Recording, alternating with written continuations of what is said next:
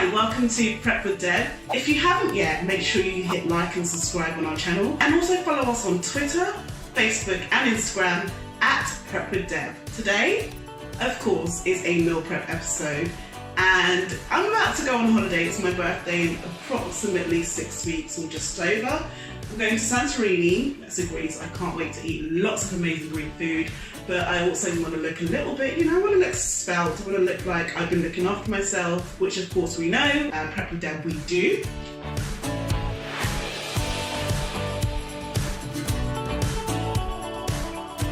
So I'm going to be adapting my diet a little bit for the next 6 weeks, and I'm going to be sticking to just seafood and vegetables. No chicken, no red meat, that also means no lamb, no carbs, but we won't even be having complex carbs at all for the next 6 weeks. We are allowed to cheat from our meal prep on the weekends. As you know, I only meal prep from Monday through to Friday, so I cook 2 meals every day for every day. That's lunch and dinner. So I don't eat breakfast, so I meal prep for our lunch and our dinners. So today, the ingredients that we have to work with. So we've got our mackerel.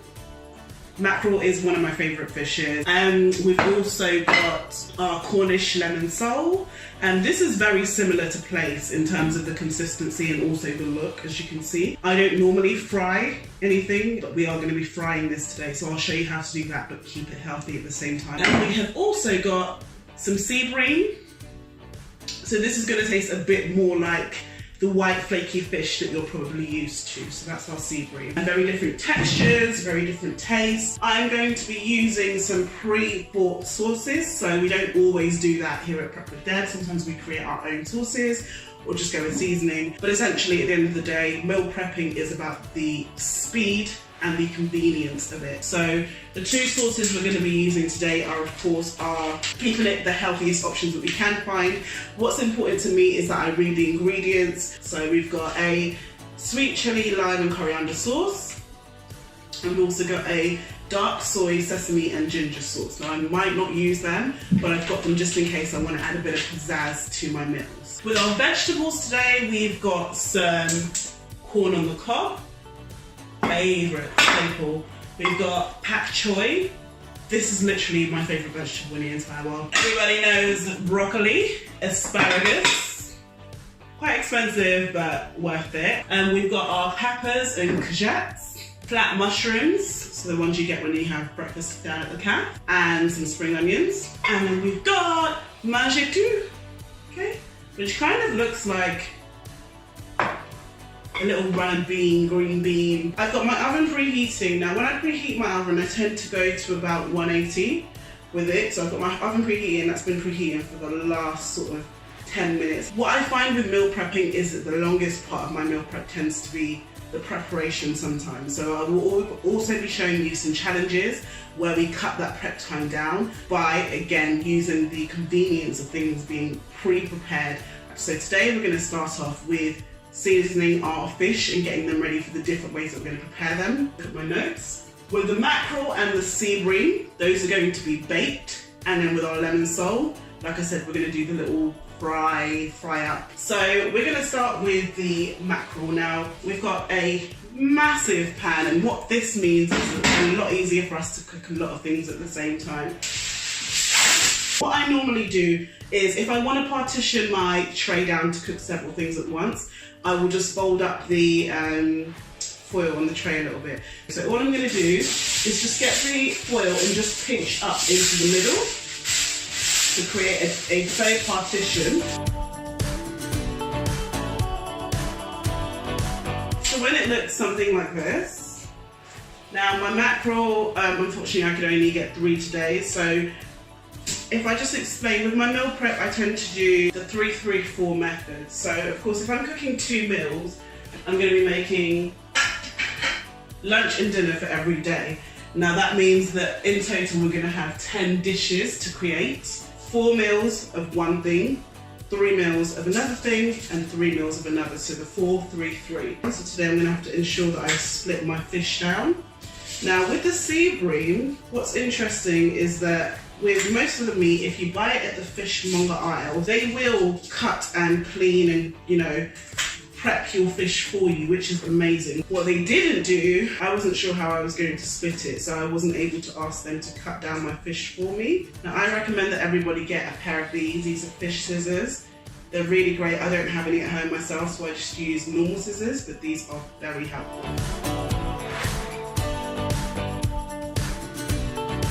So to my sea bream, I'm adding the chopped spring onions. I'm then going to add a heaped tablespoon of curry powder.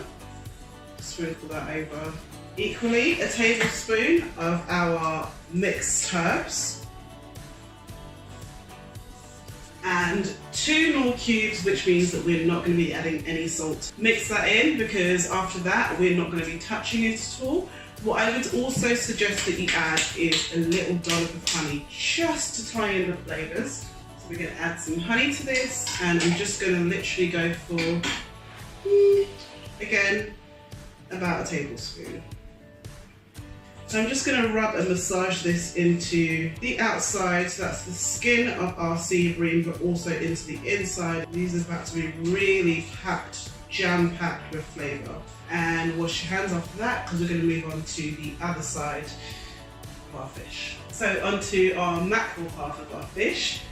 What I've got for this part is we're going to be adding some fish sauce. So it's just fish sauce like that, and it's the Squid brand. Really love this stuff. It's super cheap as well. I think it's like £1 something. Or I learned about this sauce when I used to work with I think she was East African lady, but I learned that from her when I was working in her sort of mini restaurant in Luton. So she taught me about this fish sauce, and she used to make it with mackerel, and it was amazing, and I swear by it. We're also going to add some garlic granules. So I normally wouldn't measure this, but for the sake of the fact that I have a channel, I'm just going to do that. About a teaspoon. So I'm not going to be completely, and it's not really heaped either, I'm not going to be completely drowning in garlic. And last but not least, 2 maggi cubes to 3 mackerels. So just some ratio or scale there for you. Again, flip them over. If you don't have Maggi, you can use all-purpose seasoning. And then, like I said with this, I'm even opening it up.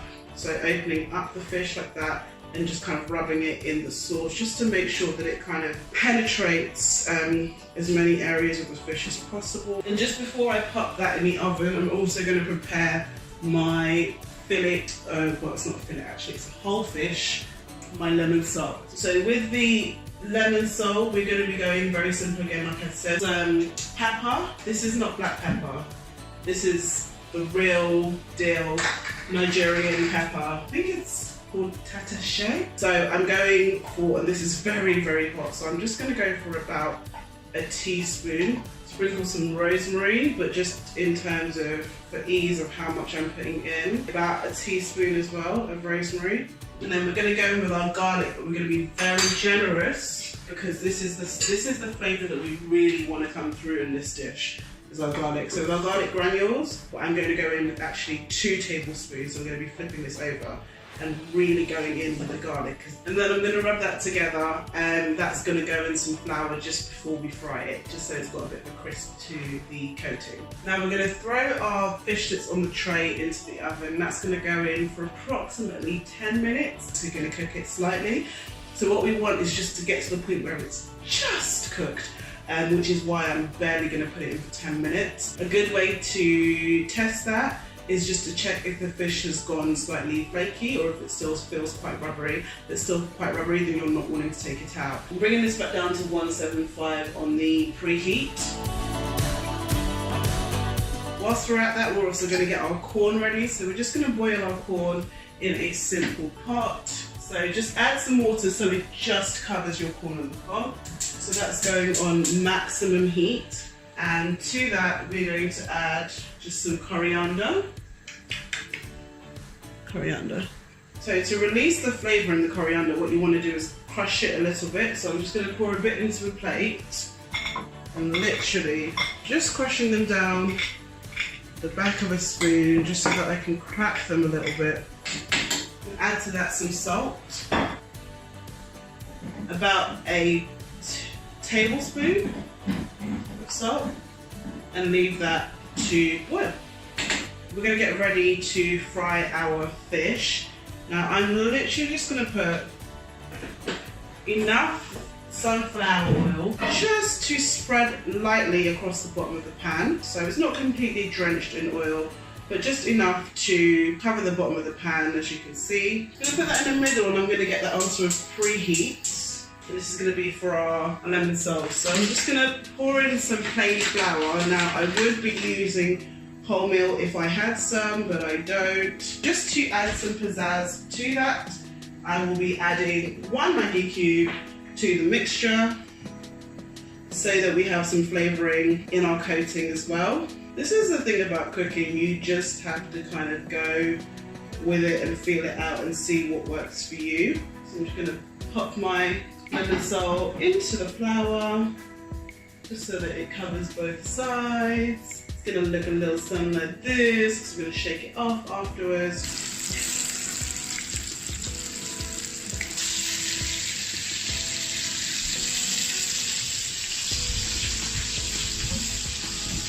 Okay, we're about to take this out now. So as you can see, our mackerel is basically cooked. We're basically there. And the same with our fish. So this is what I mean. Once you start to get white and flaky, this is the point where you're basically ready. Because like I said, it's going to cook a lot more when you get it into the microwave at the other end. The best way to prepare a proper pepper, is cut the top off just like that. Then you're going to use your hand to literally, if it looks like this, done it correctly, you're just going to scoop out the middle, grab and twist, and all of the, or most of the seeds will be just here. Then cut down the middle. And for this, what we're doing today, we just want them chopped, so no finely sliced, it doesn't really matter. Big chunky chops, especially because we're not having any carbs, so we want it to feel really filling. Somewhat irregular pattern, and the size we're looking for is about this size.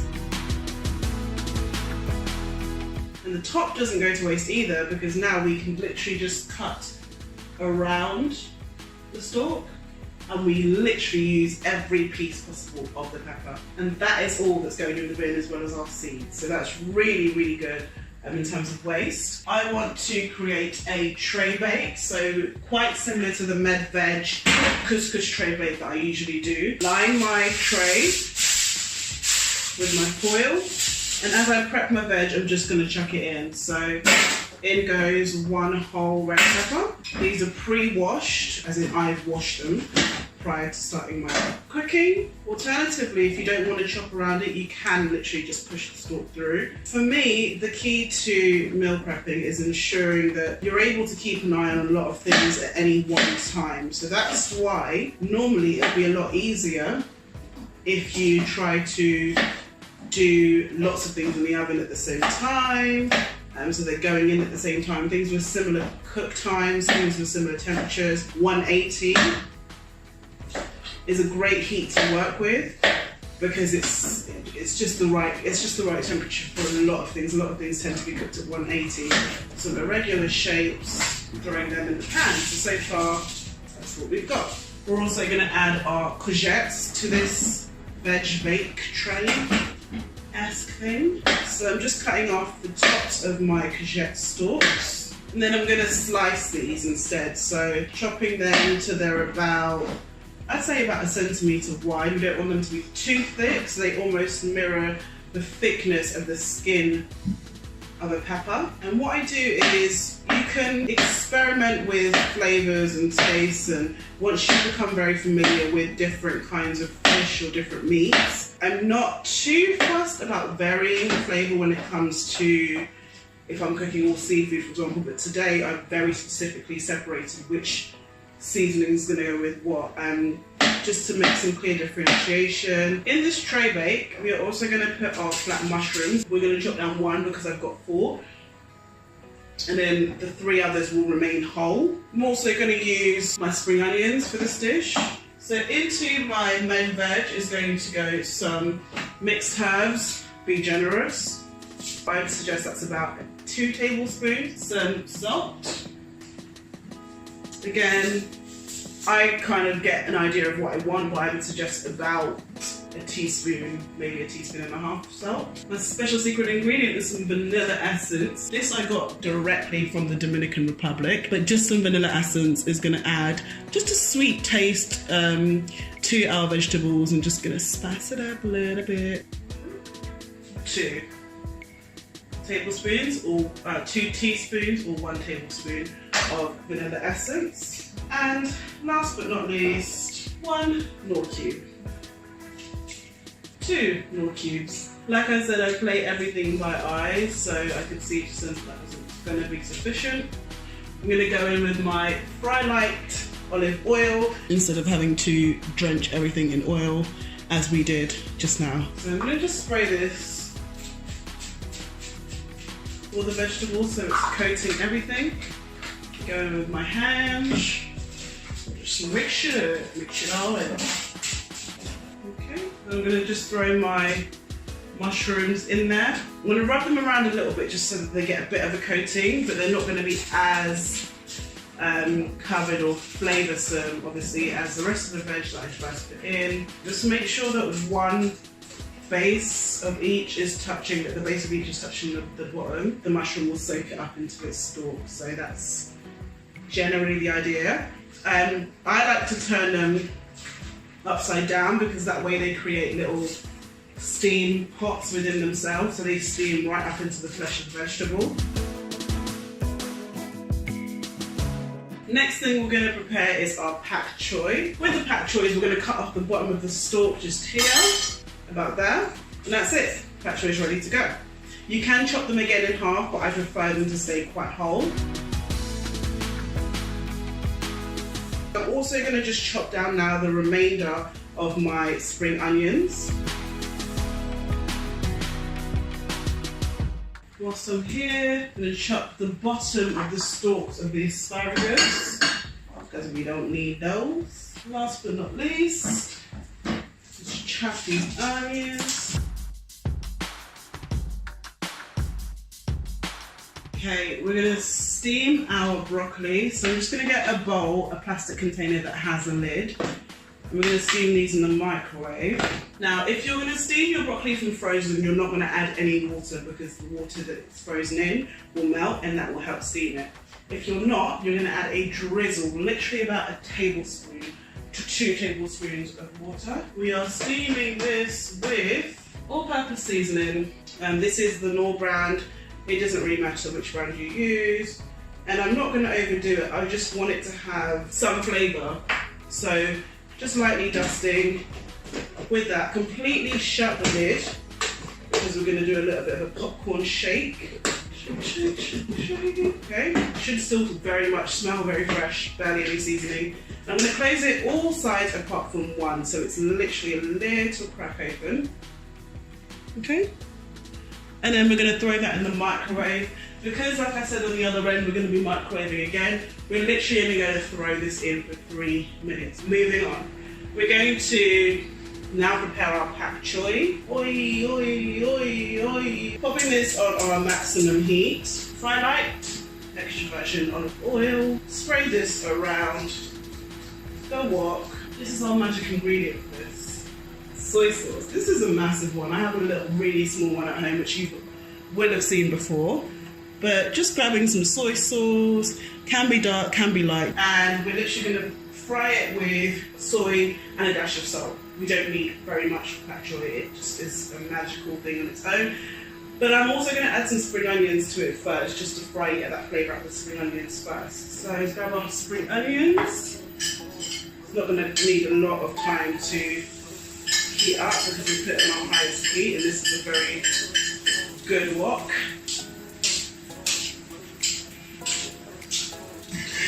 So, fry up those spring onions. Let's check on what's in the oven as well whilst we're at it. Okay. Quite a bit longer. Just going to start to clear the area so that we can get our dishes laid out ready to plate up. Now these are slightly wilted, so they're well fried. Just throw in your Pak Choi all at the same time. For measuring sake, this is a soup spoon, so I'm not going to fill it all the way so it can kind of resemble a tablespoon. 1, there's 2. That should be more than enough for, what did I have, about 4 or 5 Pak Choi in there. Whilst the sauce from the previous thing is still in the pan, so that's just literally the soy with a little bit of spring onions still up in the pan. I'm going to fry my Mangetout. But I'm going to be adding some honey, so we're going to go for 1, 2 teaspoons of honey straight into the wok, throw in your Mangetout, and then approximately 1, 2 teaspoons of salt.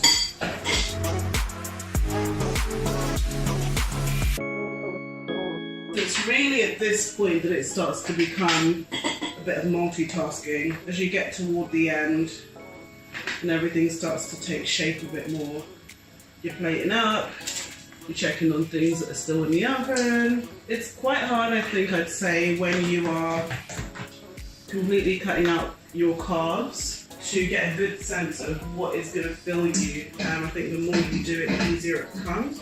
So we're having with our broccoli, the Mangetout, and the sole. So I've got to stretch this for 3 portions.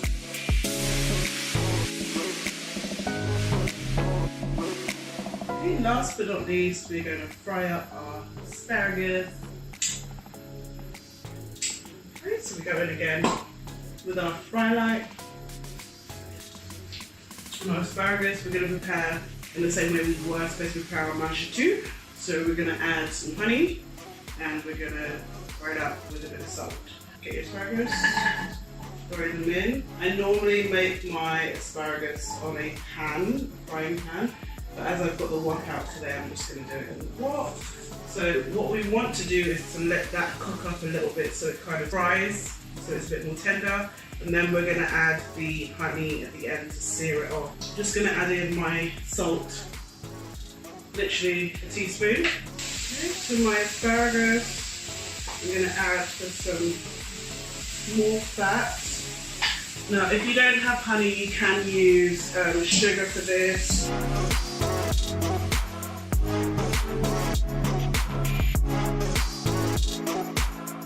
So that is it for today. We are finished with our meal prep. Whew. Okay, it didn't actually take that long, I'm exaggerating, and it normally would be a lot quicker if I wasn't having to stop and start for the camera. Essentially, like I've always said, the best way to get quicker at your meal prep is just to continue to meal prep, and with time you'll get quicker, you'll find shortcuts, and you'll get some prep with their tips to help you along the way. We have now plated up our meals. We've got our 10 meals for the week, so we've got lunch and dinner.